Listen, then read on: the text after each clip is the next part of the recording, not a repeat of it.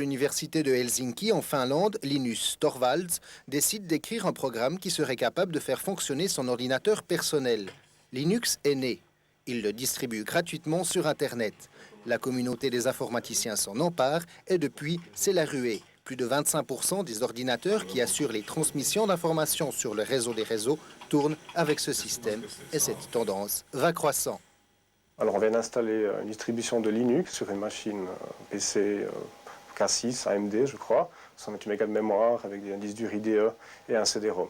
Un PC, tout ce qu'il y a de plus conventionnel. Il a fallu quelque peu chercher le bon programme qui pilote la carte d'affichage. Après cela, quelle différence d'avec Windows ou Macintosh?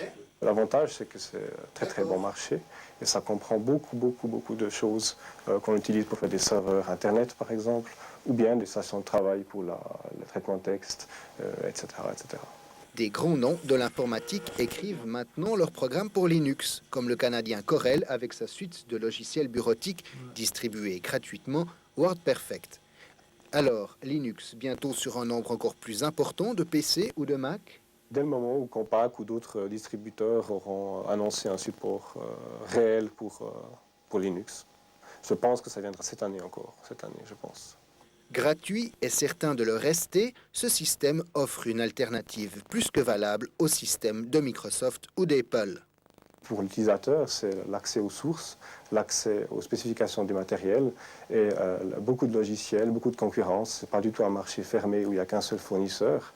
Par exemple, il n'y a même pas un seul fournisseur de Linux, il y en a plusieurs. Encore un peu déconcertant pour le grand public, gageons que Linux ne cessera de trouver des adeptes loin du monopole de Bill Gates, un Bill Gates ouvertement préoccupé par ce système.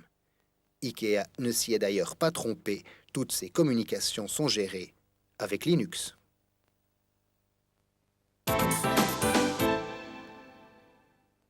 Depuis le 1er janvier, la loi oblige